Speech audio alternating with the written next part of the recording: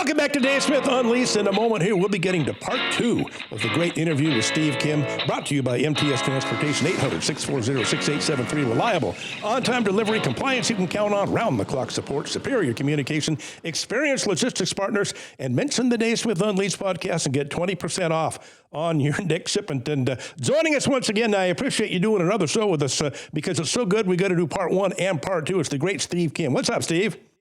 Hey, what's going on, Dave? Well, how close, the riots were happening about a week to 10 days ago in Los Angeles, and you being out in the Montebello area, did you see any of this going on? Did you see any of the fires or any of the cars being lit on fire, any of the fights with law enforcement? Well, no, Dave, actually, even though my office, where I'm talking to you right now, is in Montebello, California, I do reside in Koreatown, and here's what the secret was. If you take the 101, right, that particular freeway, that's where you were going to have some issues. Or really, I think it's the 101. But if you take the 10 to the 60, you didn't really run into it. I'll be honest with you, Dave. I knew what was going on. We all saw the footage. We all heard the news reports. But at that point in time, I would make sure I got on my computer, got up the Google Maps, and then it'll kind of tell you what freeways to avoid. So I was very aware, very conscious of what was going on, but fortunately, I was able to avoid most of it. Well, maybe you can answer this question as the great legal scholar that you are, Steve Kim. I'm reading a statute here. It's 8 U.S.C. 1324, and it says here, obstructing federal deportation orders is a felony punishable by up to 18 months in prison. So why aren't Karen Bass and Gavin Newsom sitting in prison cells right now, Steve? Can you explain that to me? Well, that's one of the things. But again, we're both the residents of California. People voted for this, and it's mind-boggling. And it's clear what was going on the last 4 or 5 years in terms of the lack of border control. It was an inside job. And Dave, I want to make this clear. I don't have a problem with people protesting. That is their right. There's a First Amendment right. But the obstruction and the blocking of traffic. Yes, that's the thing. And the other unlawful activities such as rioting and looting, that's where it really becomes something that's very difficult to stomach. And, look, we're all going to have different views on this whole issue, but the bottom line is this. We kind of know that certain segments of the government are going to allow certain things to take place. This has happened. None of this, in my view, was an accident. And if you look at the way certain elections are going in other parts of the country and where the voting, let's say, trends are going, none of this is a coincidence. Steve, Cooper Flagg gets taken number 1 by the Dallas Mavericks, and I think, people are comparing him to Christian Laettner, who was a maybe top 3 college basketball player of all time. Now, who knows whether he'll be another Laettner? Maybe I wouldn't put the pressure of a Larry Bird comparison on him, but I think he's going to be pretty good. He's athletic, he's a 3, he can shoot, he can attack the rim, and he's a really good defender as well. But I think the thing here, Steve, he's going to get knocked around a little bit. He's going to get tested. The black players are going to test the new white guy. Of course, that's only natural. It happened with Larry Bird as well. But the difference between the NBA and the WNBA is in the NBA, if you can play, the black players will accept you, they'll respect you, and that'll be that. In the WNBA, when you look at Caitlin Clark, the pettiness and the jealousy and the vindictiveness, it's just never going to stop. They just can't let it go. I think it's probably the difference between men and women. Women, they just can't let it go when somebody like Caitlin Clark is there. She's going to have trouble her entire career. I mean, look, I'm not saying that there's not pettiness or jealousy in the NBA. I mean, I should have mentioned this when I was on with Whitlock talking about it. I still remember the famous freeze out of Michael Jordan in his rookie year at the All-Star Game, 1985, right? Yep. So things like that have happened, and there have been grudges that have carried on to this day. Isaiah and Magic, or Isaiah and Michael, right? But I also think the NBA has had so many good European players that the whole racial issue, because I remember, Dave, back in the 80s, there was a thing about how white and how good the Celtics were. I don't really notice it that much in the WNBA because it's become such an international game. The WNBA, I think the demographics do matter, or they matter to a lot of people, and the Caitlin Clark dynamic, or that whole experience, has shook people up. But what do they say in the workforce or in social settings? Who is more derisive of women and more jealous of other women than women, Dave? Steve, remember one time my wife came home from work, and she had a pretty good job. She was like an office manager making good money, and there was a guy, the male boss that everybody liked in there. Everybody got along. She came home from work one day, and she said, oh, jeez. I said, what, bad day at work? She said, oh, my God. Yes, he left, and he got a better job at another company. I'm going to have to look for a new job. I said, well, why? They like you there. She said, because we got a female boss, she's coming in. Time to go. And I said, are you serious? She said, if you haven't learned by now, women hate women. If you go on YouTube and you type that in or you look for that subject, you will have no problems watching videos for hours upon hours. There are a lot of women, believe it or not, especially minority women, who actually have a great appreciation now for middle-aged white guys. I actually found it fascinating. A lot of them I wish that were true. Yeah, that they would much rather work for them than people that look like them.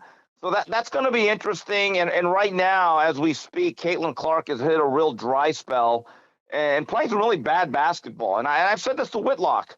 Caitlin Clark has to toughen up and get over this.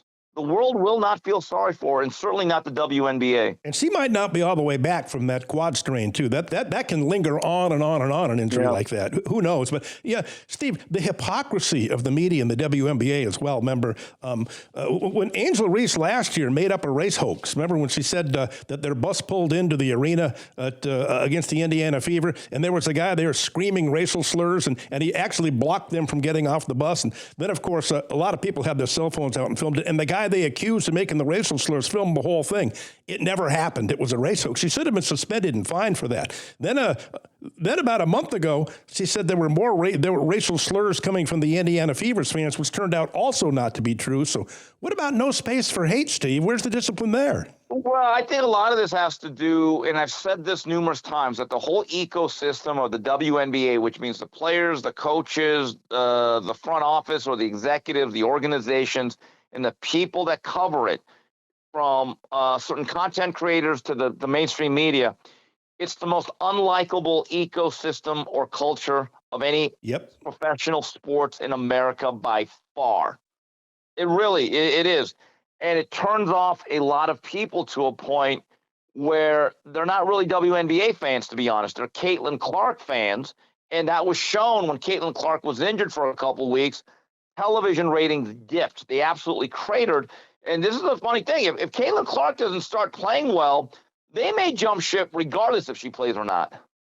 The great Steve Kim joining Dave Smith here on Dave Smith Unleashed. You can see him as a regular on Fearless with Jason Whitlock, and of course with the great Mario Lopez doing the boxing podcast, The 3 Knockdown Rule. Let's talk some college football, Steve. That's a sport that you and I both love, and you're a dedicated, diehard Miami Hurricanes fan, and even living in California, you've got season tickets to the Canes. Now, is Mario Cristobal on the hot seat? A couple of bad years to start. A little bit better last year with Cam Ward, even though they had a bad finish and wound up losing 3 games.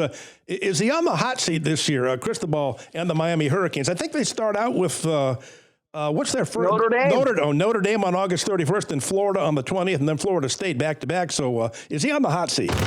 No, I think that what there is an expectation, and I don't know if you want to use the word pressure, but look, he's won 5 games, 7 games, and then 10 games. And last year, and I was at the Georgia Tech game, they came into the month of November as leading contenders for the playoffs, and they lost 2 games to 2 double-digit favorites. And something that you have said for years, Dave, you have not been a believer in Mario Cristobal as a pure football coach. Well, I'm an Oregon guy, again, yeah, it accentuated this reputation that he's a brilliant recruiter, but he's going to drop a game or two that he should win. And that's what happened last year. It is what it is. There's no denying it, and you might as well face up to it. But I think the pressure is on him this year, if you want to use that word.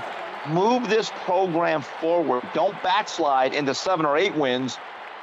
Keep this thing going, win double-digit games, and at the very least, be opposite Clemson, who's a legitimate top 3 team in my view, in the ACC title game in the first week of December.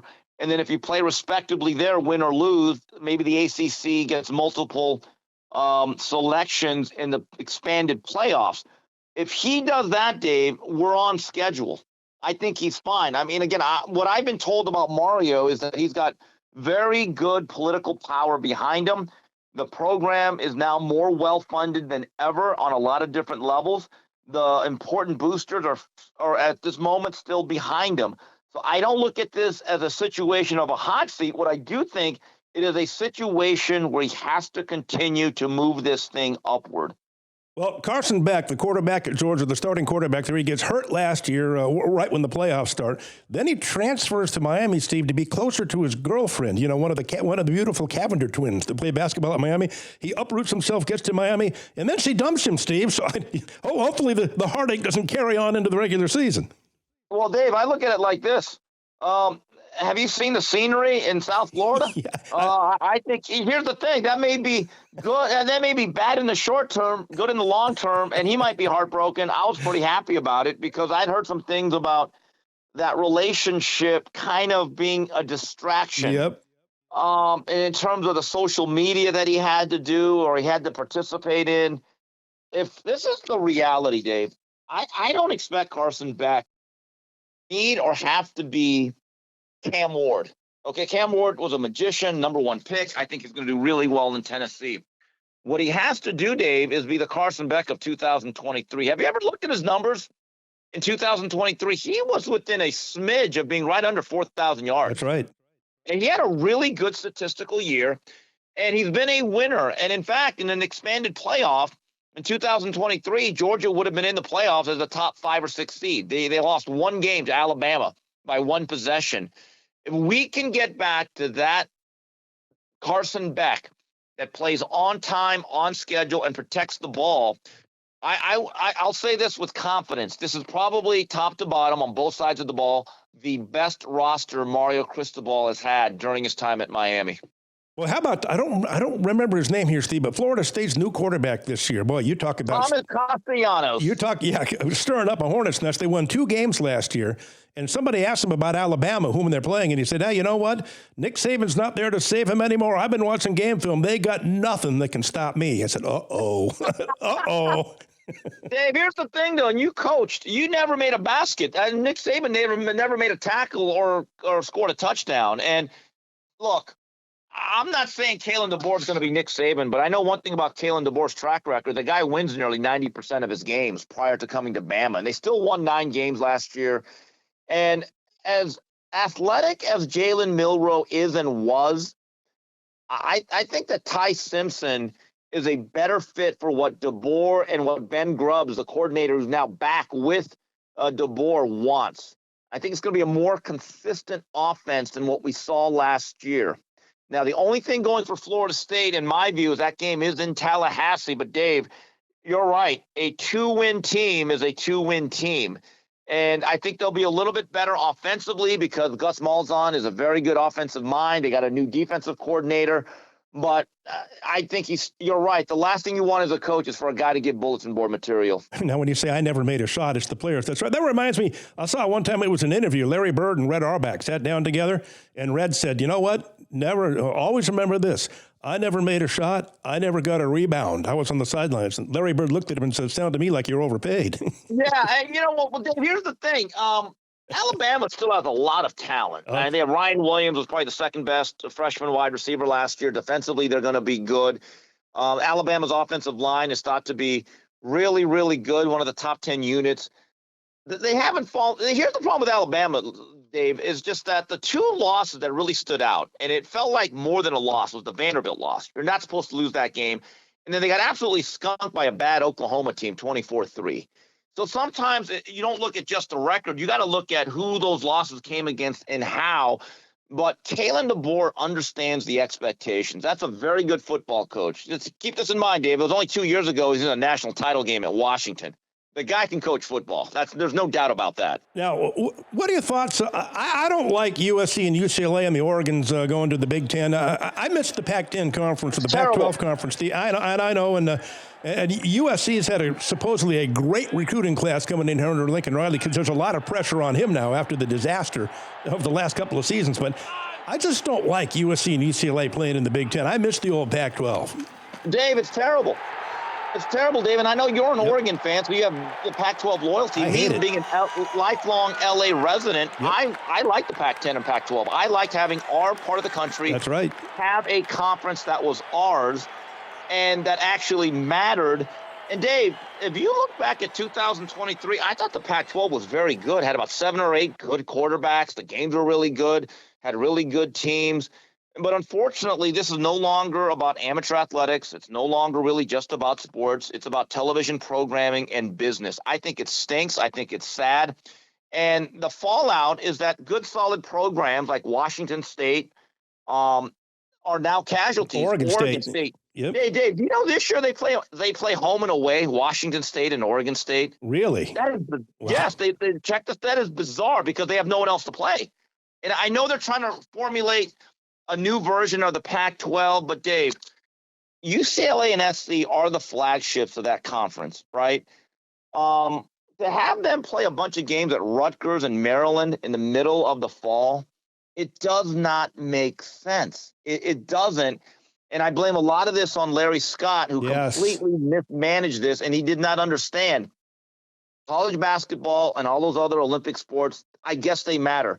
But Dave, 90% of this now is centered around the game of football. That's the reality. Yeah, absolutely. Yeah, I was hoping against hope, Steve. I said, well, you know what? If the conference is going to go away, I was hoping the Big Ten would take the original Pac-8 in, take the Washingtons, the Oregons, SC, UCLA, Cal, and Stanford, and just put them in their own division and call it the Big Ten West, where they all play each other every week. I could have lived with that. That would have been fine. Right.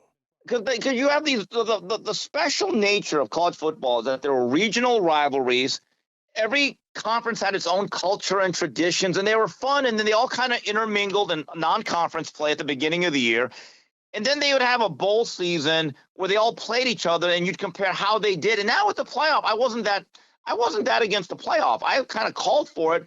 I didn't like this whole 14 to 16 team playoff. I think they've overdone it, which is not a surprise. But Dave, the fact that a school like Washington State, which has had #1 overall draft picks, a lot of NFL guys, what happened to their program now? I think it's sad. I don't like it. And even a team like Miami, we're in a conference that's in flux. I have no idea what the future of that's going to be with the ACC. I just look at this as being very, very unnecessary. And unfortunately, West Coast football, until USC and UCLA get back on their feet and become a player, there's a chance, Dave, within due time, college football may not matter out here unless those schools really right the ship.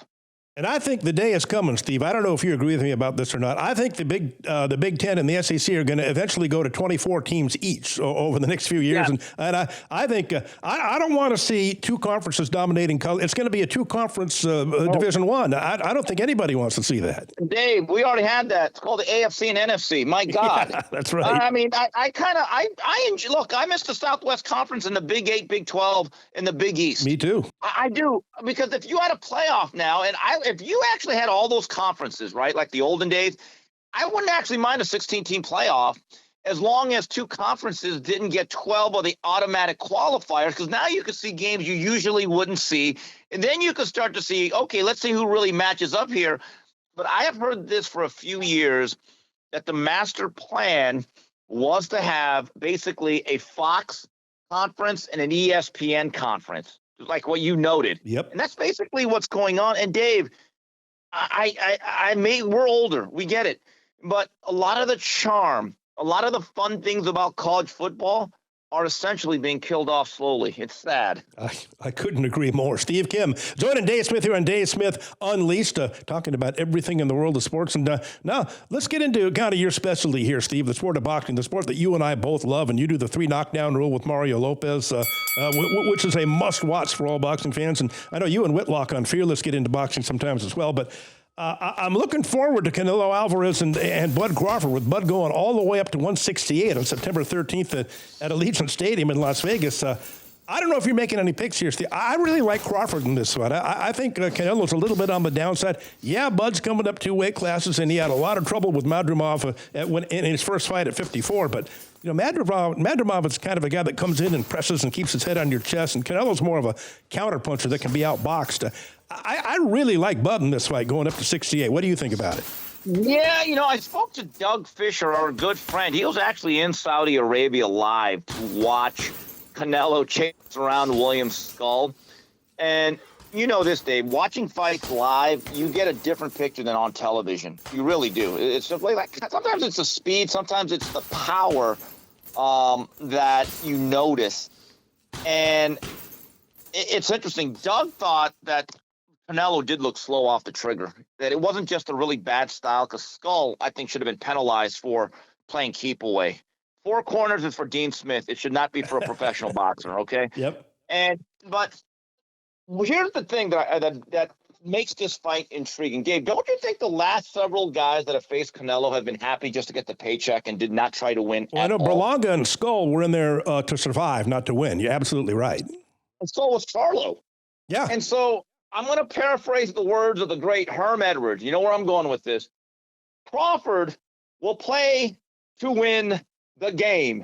Hello? He'll play to, in other words, he's going to try. He may get knocked out doing it, but Dave, that alone makes it a good fight, or a better fight than we've seen recently. Crawford has really good natural strength. He really does.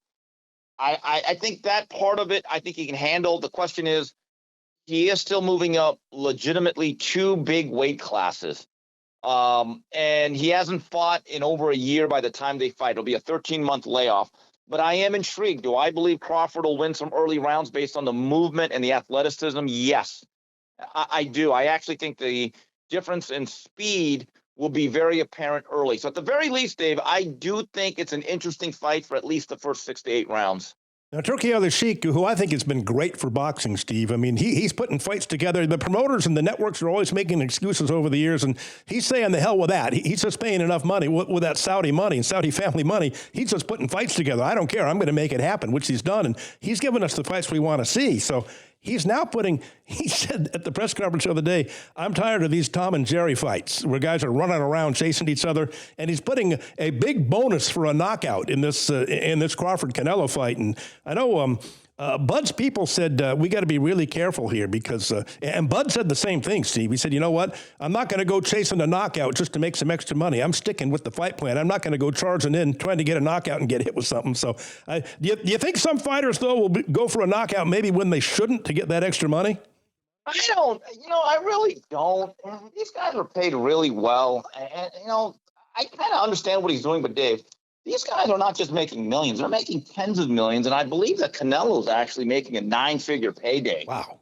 From what I've heard. So even if you pay him an extra $5 million, my God, I don't, to me, if you're Crawford and the way you're going to win this fight logically means you're probably not going to be reckless, right? So in my view, Dave, if you're up 7 rounds to 2 with 3 rounds to go, that's a historic victory for Crawford. In my view, you don't do anything that where you try to go for the knockout. Right. You play to win the game, right? Don't go Billy Conn. Right. And so, keep this in mind, Dave. I think fighters are who they are. Square pegs do not die round. And for Terrence Crawford, Dave, I want to ask you this. You're a historian. Should he win this fight, all right, and now he becomes a 3-division undisputed champion, not just a belt holder, because he won in 4. So at 40, 47, and then 68, he becomes undisputed. Does that make him modern-day Henry Armstrong? Is he top 10 pound for pound all time? I think you can make a case maybe for top 10. Henry Armstrong, no, because he was the undisputed when they only had 8 divisions, and he won the middleweight title as well. He got robbed here in Los Angeles against Seferino Garcia. But the referee was the only judge in that fight, and Henry Armstrong won almost every round. It was a 10-round fight, and the referee ran over to Garcia, raised his hand, and then got the hell out of the ring and ran back to the locker room. So Henry Armstrong should have had half the world championships all at the same time. So would you say that even though he doesn't have even 50 fights, and I think that matters, let's say he wins the fight legitimately, Crawford, and he calls it a day. Is he top 10 pound for pound all time, or do you think more top 20? I think he's top 10. Do you? I think so. Yeah. Oh, gee. Yeah. Wow. Although that's tough. I'd have to look at it and look at the all-time top 10 list, but certainly top 20, maybe top 10. I mean, because Dave, you're the guys that no modern day fighter will ever surpass, just because they don't fight enough, and I don't think the game's a little bit watered down. Guys like Robinson, guys like Henry Joe Armstrong. Lewis, Henry Armstrong, Roberto Duran. Those are guys that are almost impossible for anybody to overcome. There's a great quote. Ray Leonard once asked the great matchmaker Teddy Brenner, "Hey Teddy, how would you compare me to Ray Robinson?" And Teddy Brenner just looked at him and deadpan. "Well, Ray, have another 200 fights and I'll tell you." So I mean, there's other guys out there like Muhammad Ali, for instance. I don't think any heavyweight will ever surpass what he did based on the quality and quantity of fights that he had. Exactly. And so when I look at Crawford, I'll say this. I think he surpasses Mayweather and Pacquiao. Absolutely. Yep. Well, speaking of Pacquiao, Steve, I remember in 2001, I'm sitting next to you. I think it was at the MGM Grand, and I'd never really heard of him before. He comes into the ring, a little guy, 122 pounds. He's fighting a South African named Lilo Ledwaba, and Ledwaba was heavily favored, if I'm not mistaken, in that fight, and was a hot prospect. And Pacquiao walks in, and you were saying, this guy's really good. This is going to be some fight here. And he beat the hell out of Ledwaba, and he arrived that night as a world champion, world-class fighter. I was so impressed with him. That was the first time I'd ever seen him. Dave, that was in June of that year. And what had happened was Ledwaba had actually fought on the undercard, I believe, when Lennox Lewis got upset by Hassan Rahman. Looked very good, and a lot of people thought, okay, this is going to be the modern-day version of Azuma Nelson, an African fighter that can make a really good living on American television at the world-class level. My friend and colleague, Dan Rafael, was very, very high on him. And people forget that was actually on the undercard of Oscar De La Hoya against Javier Castillejo, right? So he wasn't even the main event. That fight, yep. Right. So I remember, people forget it, because I did a story on this. He was basically a last, I would say minute, but he was chosen on about a month's notice because it was Enrique Sanchez. He had dropped out of the fight. So within a month, they needed to come up with somebody. And every other leading available contender, they went down the list of the IBF. Every other guy, for whatever reason, passed on the assignment. Pacquiao, who was at that point represented by Murad Muhammad, said, we'll take it. We'll take the fight. He had just come to wild card a little bit earlier, and I didn't even really know who he was. He'd be working out in the corner. And Freddie had told me the week before the fight, hey, I have this guy, Pacquiao. I think he's pretty good. We're going to give this guy a good run. Dave, I remember the buzz at the post-fight press conference was we had just seen one of the best fighters in the world, and it wasn't Oscar De La Hoya. It was Manny Pacquiao. Well, now 46 years old. He hasn't fought in 4 or 5 years. You know, his last fight against Ugas, he didn't look good, and he lost a decision and retired. Now, 4 or 5 years later, he's back, training at Wild Card again with Freddie Roach and fighting Mario Barrios on July 19th in Vegas. I don't know much about Barrios. He beat Ugas, the guy who beat Manny, but is this a winnable fight for Manny at 46 years old? And you probably see him at the Wild Card. What kind of shape is he in, and how good does he look right now? Well, Dave, look, they chose Barrios because, quite frankly, they believe he is beatable. He, and I like Mario a lot. I know his trainer, Bob Santos, very well. If he were to be matched up with the other two belt holders, one of them which has just moved up, Jerron Boots Ennis, who just he's not going to make 47 anymore, Barrios would be a solid or a significant underdog to both Boots Ennis and Brian Norman. So there's a reason why they chose him. I still think it's a young man's game. 46 is 46. And Dave, I know there's comparisons to George Foreman, but I would counter that by saying George Foreman was a heavyweight. It's a little bit different. And also, when George Foreman won the heavyweight title at age 45, Dave, he never took 4 or 5 years off during that stretch. Yeah, he'd been fighting. Understand, from 87 to 97, George Foreman fought every year at least once. So I don't know, Dave. I mean, does Manny Pacquiao still look good physically? He does. Does he still look good punching at air? Yes, he does. But, Dave, it's different when they punch back. And there's only one Bernard Hopkins, right, Steve? 50 years old and still winning world championships and doing it at an advanced age. But he didn't take a lot of time off either back then between fights. No, he was never formally retired till he actually got knocked out of the ring by Joe Smith. And Dave, I think me and you probably know Bernard as well as anybody, at least on the West Coast and the media. He lived a Spartan lifestyle, whether he had a fight to train for or not. It's a little bit different with the X-Man. I had lunch with him in Philadelphia. You arranged that, Steve, when I was back there covering the Lakers-Sixers final, and we went to lunch, and you should have seen. It took him half an hour to order how picky he was, how he wanted everything cooked. He wanted the carbonated water, and he wanted a certain brand, and don't put this in the food, don't put that in the food, cook it for a certain amount of time. That waiter he was writing a novel by the time Bernard got his order in.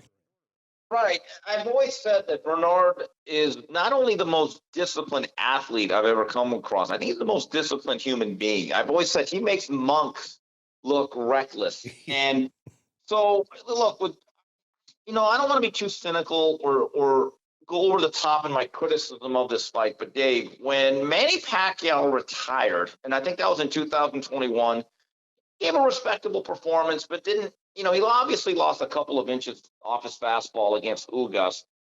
But Dave, the way he retired, I always felt like he had bigger things in boxing, such as helping to run the Philippines. Like, didn't he have this burgeoning political career? Dave, I don't know about you, but I don't want to vote for anyone that still gets punched in the face. That's just me. Hey, Steve, before we let you go here, and I appreciate you doing these, doing two parts here on Dave Smith Unleashed, are you looking forward to the vibe check? I read, what is ESPN thinking here? It's going to be on Disney Plus for $30 a month. Elle Duncan, Andrea Carter, Hannah Storm, Monica McNutt, Jeannie Ogwumekwe. I guess it's going to be the sports version of The View. Isn't the ESPN demographic 25 to 54-year-old males, Steve? If ever I've seen a show that's going to be destined to fail here, 5 angry women, they're going to be bashing Caitlin Clark every show. How is this going to succeed? Well, Dave, that should be on ESPN minus. That's not exactly going to be the greatest driver of subscriptions. When I saw that, Dave, look, can we be honest, though? That show might actually provide a lot of content for guys like you, I, and Jason Whitlock. That's true, yeah. I mean, the stuff that they're going to say on a daily basis. But David, here's the thing about ESPN Plus. If it was not for the top-ranked boxing and the ESPN catalog of 30 for 30s and some college football that they do, I wouldn't get it. And I'll say this much. I'm certainly not going to maintain my subscription for the vibe.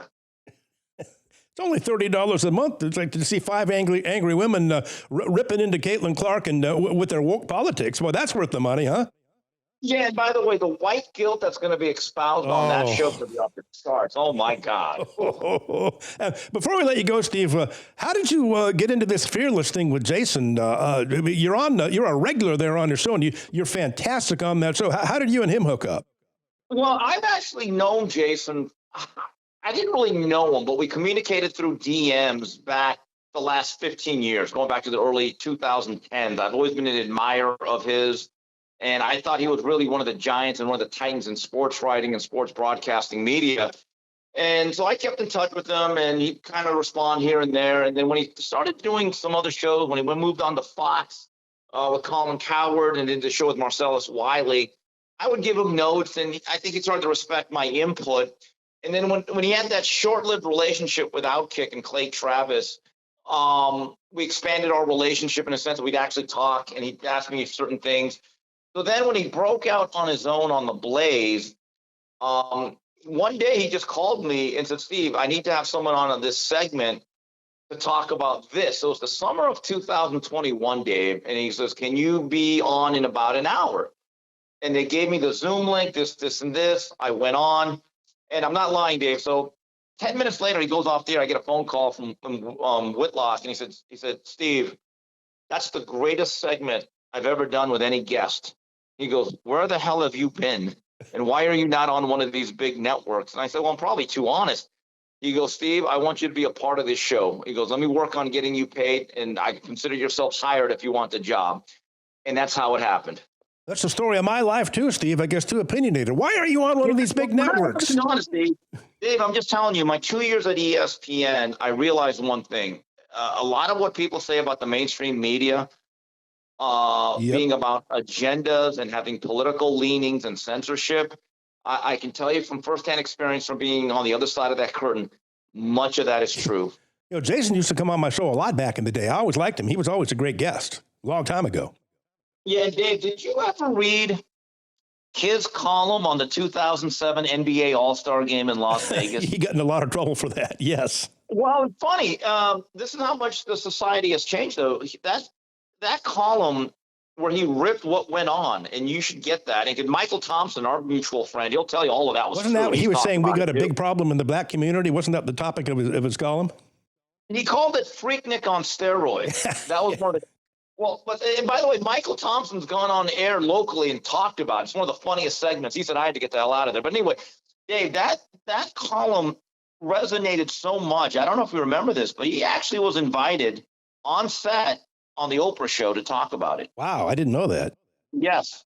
So when people say that, whoever listens to Jason Whitlock, I would make an argument. A lot of important people listen to Jason Whitlock. Fantastic. Well, tell him I'll be DMing him. I want him to come on the show here, Steve. So I'll be sending him one very, very, very soon. I'm sure he'll be thrilled to hear that.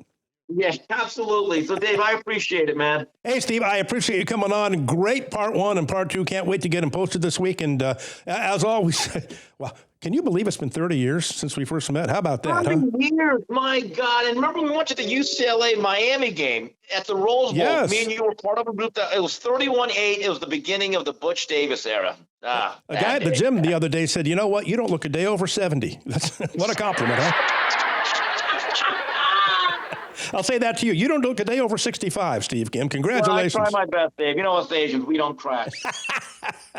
All right, Steve, we'll talk to you down the road. I appreciate it. Thanks so much. Thanks a lot, Dave. You stay well. There he goes, the great Steve Kim. The Dave Smith Unleashed, brought to you by MTS, 800-640-6873 for reliable on-time delivery, compliance you can count on, round-the-clock support, superior communication, experienced logistics partners, and mention the Dave Smith Unleashed podcast and get 20% off on your next shipment. So that does it for us. Make sure to follow me on Twitter at Dave Sports Guy. I'm always posting when these shows are going to be up, when you can watch Dave Smith Unleashed, and make sure to follow us.